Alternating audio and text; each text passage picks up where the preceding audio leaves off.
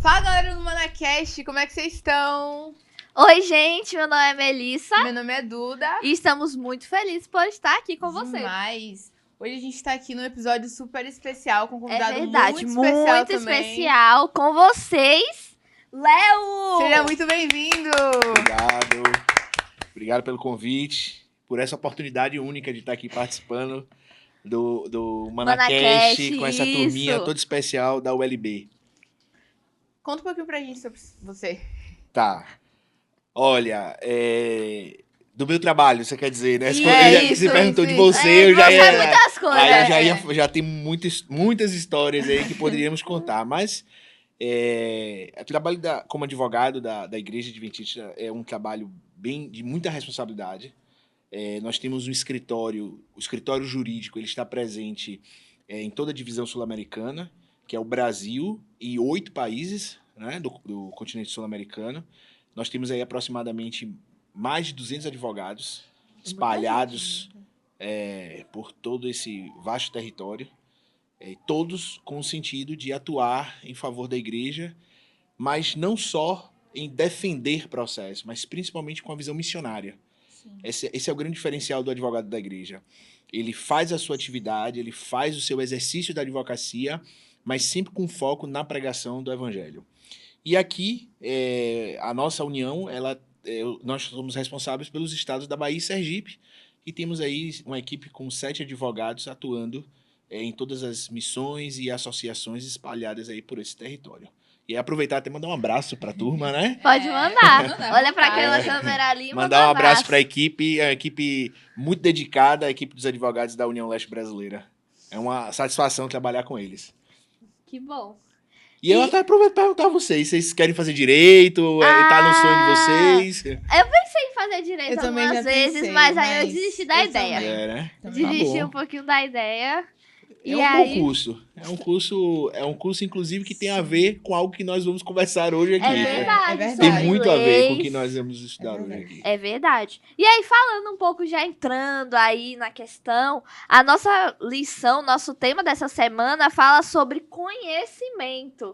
E aí, Duda, o que é conhecimento pra você? Conta pra gente. Pra mim, conhecimento tem muito a ver com aprendizado, né? É Eu verdade. acho que se eu fosse resumir, resumiria como aprendizado. Eu acho que tem resumos melhores pra isso, mas eu resumiria como aprendizado. Coloca aqui embaixo também. É pra aquela câmera que eu olho, né? Então, coloca aqui embaixo também o que é pra você conhecimento, o que é que você acha de conhecimento. Coloca aqui que a gente A vai gente estar vai dar uma lendo. olhada. E aí a gente vai responder os comentários. E pra você, Léo, o que é conhecimento? Olha, eu concordo com Duda. O aprendizado, ele é o conhecimento. Eu acrescentaria que esse conhecimento, esse aprendizado, ele pode ser tido, né, de duas formas. Ou pelo estudo, mas também pelas experiências. Sim. Né? A experiência também proporciona um conhecimento. E principalmente quando essa experiência ela nos permite conhecer e aí ter maturidade para escolher. Porque é a partir do que eu conheço que eu consigo fazer um juízo de valor e aí escolher os meus caminhos. Mas, em se tratando de conhecimento de modo geral, esse é um tema aí que é milenar, porque ele é o tema principal da filosofia, né? É Sim. verdade. Filosofia é a busca pelo conhecimento. E em se tratando do nosso assunto, do nosso tema, numa visão bíblica, o conhecimento bíblico ele é importantíssimo. Sim. Ele é o ato de conhecer que nos libertará. É verdade. Jesus verdade, fala isso, né? Jesus, ele diz Conhecereis isso. a verdade e a verdade vos libertará. Então, é um tema rico e chama a minha atenção, salta os olhos para estar na pauta dessa turminha Team, já trazendo essa discussão sobre conhecimento. Porque hoje nós temos uma gama de ferramentas que eu não tinha na minha época. Sim. Tá? Na minha época, eu precisava recorrer à enciclopédia. E eu acho que vocês já não. pegaram em uma enciclopédia. Um dicionário? É um pouquinho maior, né, do que um dicionário. Não. Ele é um Não, só pouquinho peguei maior. no dicionário, Então, hoje, o problema não é o acesso, mas é o filtro. Né? Eu tenho um oceano de conhecimento, mas às vezes esses mares podem ter somente um palmo de profundidade. Então, a verdade. dificuldade hoje, a necessidade hoje é o filtro, é saber qual fonte de conhecimento eu vou buscar para me E aprofundar. eu acho que disciplina também, né? Porque eu vejo que, tipo assim, muitas pessoas têm preguiça de ter conhecimento. E é isso que a gente precisa pra nossa vida, né? A gente precisa ter conhecimento pra várias áreas diversas. Uhum.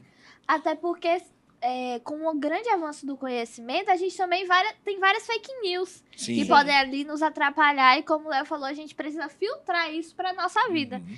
E na lição, ela envolve isso também, porque o povo de Israel, pra gente dar uma contextualizada, o povo de Israel, ele volta ali da Babilônia, né? Ficou no cativeiro por 70 anos. E aí as muralhas são reconstruídas. Esdras, ele ali reconstrói o templo também. E aí o povo de Israel precisa desse conhecimento do Senhor, até porque muitos que estão agora na cidade de Jerusalém não vieram de Jerusalém, né? Nasceram na Babilônia, então teve contato com vários outros deuses, com uma outra cultura. E aí a lição desse tema do episódio de hoje, ela fala sobre isso, sobre o conhecimento bíblico, o conhecimento da verdade. Uhum. E pra aplicar isso na nossa vida também, né? É verdade, é muito importante. Essa parte da aplicação, eu sempre imagino. Claro que eu não posso fazer uma comparação direta com o contexto da reconstrução, do cativeiro, até porque nós hoje não estamos nesse contexto de cativeiro físico, mas é possível nós pensarmos algumas coisas e traçar aí um paralelo. Veja, falamos aqui sobre a questão da cultura. A turma que nasceu na Babilônia, ela já nasceu na atmosfera religiosa, social e cultural, como foi dito aqui, entendendo que aquilo ali era verdade, entendendo Sim. que aquilo ali era normal. A normalização das coisas cria aí uma barreira, inclusive, para romper. E aí, veja, quando eles saem e voltam para Jerusalém, que eles precisam ressignificar a sua essência, a sua história com base no aprendizado de fato da lei de Deus, das cerimônias, principalmente as cerimônias ali do Antigo Testamento, eles têm que romper com a tradição do ambiente que eles nasceram, que eles foram formados, exercitar o respeito, né? Porque não havia ali uma necessidade de acusação e nem ataque, mas aí agora eles vão para Jerusalém para ressignificar. E olha, isso não é fácil.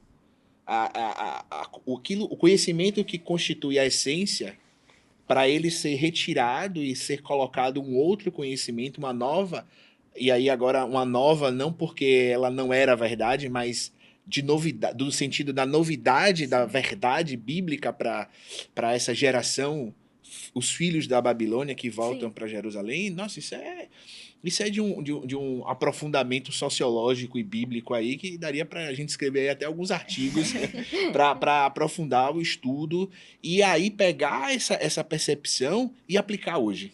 É verdade. Então hoje eu tenho um jovem. Vamos considerar que um jovem ele não está ali na atmosfera da igreja. Eles não fazem parte aí do Manatim, não sabem o que é a lição da escola sabatina. E ele tem uma vida tranquila, ele tem uma vida boa, ele tem uma vida estável com a família. Agora imagine eu levar o conhecimento para esse jovem, para ele ter contato com esse conhecimento e agora ele se aprofundar e ter um sentido da vida a partir do conhecimento bíblico. Isso é um desafio. É um choque. Enorme. E você falando isso, eu lembrei que, tipo assim, eu conheço muitas pessoas, porque no meu colégio praticamente 90% das pessoas não são adventistas e não são cristãs. Uhum. Então eu tenho bastante contato com pessoas que vivem a vida normalmente e que não tem Totalmente diferente do que totalmente você diferente vive. do que eu vivo. E eu me sinto na obrigação de mostrar isso que eu vivo. E pela maneira que eu vivo, muitas pessoas se interessam e perguntam e ficam querendo saber mais sobre os meus princípios, sobre quem é esse Deus, sobre que adivinha a igreja adventista e tal. E eu acho muito legal. E é uma dificuldade, é um desafio, na realidade. É um desafio, sim. Porque trazer uma pessoa que não tá nem um pouco acostumada com o que a gente vive aqui é um pouco complicado. É Mas verdade. eu acho que a felicidade que eu tenho, o que me dá coragem e força vem de Deus. E a felicidade que eu tenho na palavra dele, né? Aham. Porque estudando a palavra dele, a gente vê o quanto Deus é amoroso, quanto Deus é um Deus de justiça também. Sim. E eu acho que explicando isso pra outras pessoas, a gente também consegue aprender mais sobre. Sim, perfeito. E a lição também, ela fala nesse quesito de adoração, né? Aham. De adorar a Deus, se voltar ao Senhor. Porque como o Léo mesmo falou, e eu falei aqui, o povo de Judá ali, eles estavam totalmente fora do que eram os padrões do Senhor. Os muros tinham sido reconstruídos, o templo tinha sido reconstruído, mas o povo ainda não estava com o coração devoto a Cristo. Eles não estavam comprometidos totalmente Sim. com a palavra. Então, essa questão de buscar conhecimento, de entender as suas origens, entender as suas raízes, e com isso levar a ter uma comunhão mais próxima com o Senhor, fez com que o povo também se juntasse a Cristo e ficasse mais firme nele. Sim. Agora, veja, imagine, aí eu vou até provocar vocês aqui, por diversos contextos históricos, e aí não precisamos entrar nesses pormenores aqui, mas por diversos contextos históricos, quando a pauta é Bíblia, há uma tendência de um preconceito, de um pré-julgamento por ser Bíblia, né? E isso se estende também a algumas outras pautas. É natural. Sempre que essas pautas elas trazem a possibilidade de um debate, tem sempre uma turma que tem uma tendência a ter um certo preconceito. Agora, imagine vocês, quando estão inseridas nesse ambiente, que vocês conhecem a verdade bíblica. E aí eu queria até que vocês falassem um pouquinho, quando vocês estão diante de uma massa com uma visão prejudicada ou contaminada diante de alguns preconceitos bíblicos, e aí vocês levam a verdade fruto do conhecimento tanto experimentado quanto o conhecimento estudado, né? Sim. E vocês levam e dizem assim, olha, mas não é bem assim. Na verdade, o que a Bíblia diz é isso. Então eu queria até que vocês contassem aí um pouquinho da experiência de vocês em ambiente Vou escolar, contar, depois você conta. né? Porque pra mim isso sempre foi muito marcante, entendeu? Sim, mas eu acho que, principalmente no quesito escolar, da escola, assim, é meio complicado, porque, tipo, você contrariar os ideais da pessoa, porque a pessoa tá acostumada com uma coisa totalmente diferente, aí eu vou e apresento a verdade bíblica pra pessoa. Sim. Já teve pessoas que aceitaram, sim, e ainda buscaram saber mais, mas também teve pessoas que negaram e caíram em cima também. Aí eu fiquei tipo assim, calma, eu não tô te atacando. Eu só tô explicando pra você uma verdade bíblica, que cabe você aceitar ou não. Boa. Mas aí eu acho que a forma como você fala também influencia muito, porque eu vejo que às vezes a pessoa fala com muita violência, entendeu? Sim. Fala muito acusando, e eu acho que a forma como você fala também ajuda a outra pessoa a entender e não a julgar. Polariza, né? Exatamente. Polariza o Mas, debate. no caso, quando a pessoa não aceitou, eu não posso aceitar pela pessoa, né? Lógico. Eu respeitei, falei tranquilo, de boa, mas isso também não significa que depois eu ainda eu continuei me impondo sobre verdades bíblicas. Lógico. Eu estudo num colégio federal, né? Então a maioria dos meus legal. professores já não acreditam em tudo mais. Eu sou a única cristã na minha sala. Então, essa parte do testemunho, de levar as ideias bíblicas, é algo que, querendo ou não, ela faz parte do meu dia a dia. Até porque eu vivo um padrão diferente do que o mundo vive, né? Então, a maioria dos meus amigos xingam e tudo mais. E eu não faço isso. Então, eu acho que além de trazer o conhecimento bíblico, a gente também tem que mostrar isso no testemunho. Já houve várias causas, vários debates, da pessoa perguntar pra mim, Melissa, é errado fazer isso? E eu explicar se era certo, se não era certo, com base bíblica. E trazer um pouquinho isso pra pessoa, porque às vezes nós somos a única Bíblia que aquela pessoa vai ler. Boa. Então a gente tem que trazer realmente esse conhecimento para as outras pessoas e trazer isso através da nossa vida. Porque não adianta eu chegar aqui no Maná, pregar, falar bonito e na minha vida eu não fazer isso, na minha escola eu não testemunhar. E teve um dia que eu tava até conversando com ela, não sei nem se ela se lembra, mas teve um dia que eu tava em ligação com ela, que a gente tava falando sobre um assunto, aí eu entrei falando pra ela que, tipo, tava muito difícil a escola, Porque na minha escola, tipo, a maioria das pessoas não são adventistas, mesmo eu estudando em um colégio adventista. Aí ela foi falar da escola dela, aí eu fiquei pensando, meu Deus, imagina a Mel naquela situação, porque as pessoas que eu convivo, os adolescentes podem até não ser, os alunos podem até não ser adventistas, mas pelo menos os Seus professores são, é. tem meditação lá, eu fico perguntando, aí eu fiquei tipo assim, caramba, Mel passa por uma dificuldade enorme, não que eu também não passe, Não, lógico. mas são totalmente diferentes. Aí eu fiquei pensando como é que eu posso falar? Na responsabilidade que a gente tem Sim. em dar esse testemunho com a nossa vida, exatamente como o Mel falou. Que não adianta só a gente estar falando aqui, porque muitas pessoas que escutam são cristãs, são adventistas, mas viver isso realmente é uma Sim. coisa difícil, mas é uma coisa necessária para que as outras pessoas também vejam isso na gente. Sim. Vejam que não é só coisa que a gente fala, Sim. a gente vive também o que a gente fala. E vocês sabem que a faixa etária de vocês é a principal fase para vocês transformarem a geração, né? Sim. Não sou eu, da minha idade, que vou estar inserido no Manatim para transformar uma geração. Muito pelo contrário, é o trabalho que vocês fazem na escola, sim, e aí tanto numa federal quanto numa particular, mas é cada uma com suas habilidades e seus desafios que vai aos pouquinhos transformando e criando ali a identidade cultural e principalmente religiosa, né?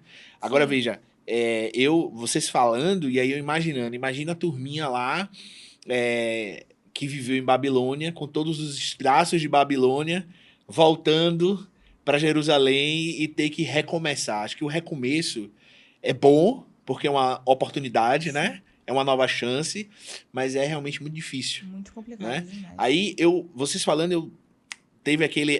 destravou aqui a memória, e é uma memória bem antiga, que na época de escola, era particular, mas não era uma escola confessional. Na verdade, era uma escola, inclusive, bem progressista, liberal. E aí, na aula de filosofia, o professor perguntou, né? Se, por ser cristão, se eu acreditava em Deus, né? Aí, obviamente, eu falei que acreditava. E ele devolveu a pergunta. Ele fez assim, e Deus acredita em você? Ele fez essa pergunta para mim, né? Sim. Claro que há muitos anos atrás isso gerou gritaria, aquele estímulo que hoje certamente não teria esse contexto, porque ia falar, não, o bullying e tal, não pode fazer e tal. Mas assim, a classe toda se uniu e óbvio, eu não dei uma resposta muito pronta ali pro professor, porque eu era muito novo, tinha uma turma toda contra ali, né, o debate. E até porque é um choque, né? Você não tá esperando isso. E aí, do nada, você recebe uma pergunta, você fica, o que é que eu vou fazer? Mas eu tinha uma convicção. Sim. E apesar de não ter dado uma resposta categórica, apenas ter dito de forma muito simples, eu falei, claro que Deus acredita em mim, porque ele fez algo por mim, ele morreu por mim. Apenas isso. Mas assim, por destravar essa memória, eu pensei, e acho que isso que é importante, o mesmo Deus que conduziu a juventude, o remanescente, na reconstrução, é o mesmo Deus que está atuando até exatamente o dia de hoje com essa juventude.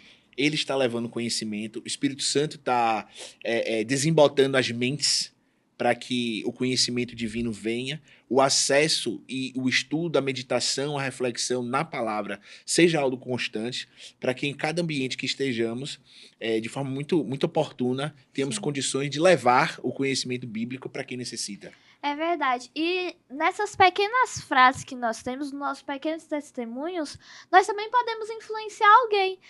Tipo, eu estudo na Federal, né, como eu comentei, então existem coisas que meus amigos fazem que eu não faço. Sim. Às vezes não são grandes testemunhos, mas pequenos testemunhos. Em um exemplo, tem na minha cantina que o pessoal come presunto e tudo mais, Sim. e aí já sabe que eu não como, então as tias da cantina já deixam separado algo de frango, alguma outra coisa assim, que eu possa comer.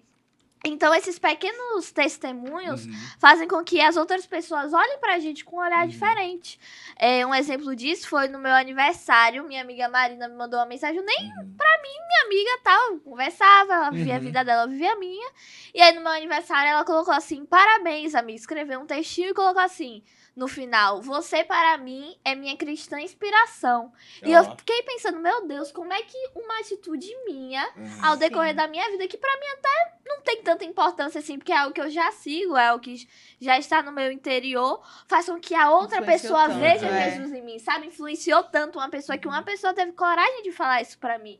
Então é muito interessante a gente Uhum. ver, porque da mesma forma que o povo de Israel tinha sido influenciado pela Babilônia e Deus ele queria recomeçar, trazer esse Uhum. recomeço com o testemunho de Israel, um testemunho bem vivido e com conhecimento bíblico, outras nações também poderiam olhar e acreditar em Deus por causa do Uhum. testemunho de Israel. E teve uma coisa que aconteceu comigo, que um dia eu tava na escola, aí me chamaram, que eu nem me lembro bem, mas eu acho que foi me chamaram pra fazer alguma coisa no sábado. Aí eu falei que não poderia fazer, que eu não poderia ir.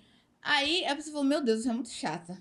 Aí, você não falou nem que eu sou, falou que eu estava muito chata. Uhum. Porque eu já tinha negado muitas vezes, porque me chamavam pra fazer coisas que eu não queria, que eu não achava certa. E ainda dia de sábado, Sim. aí eu falei que não ia, não.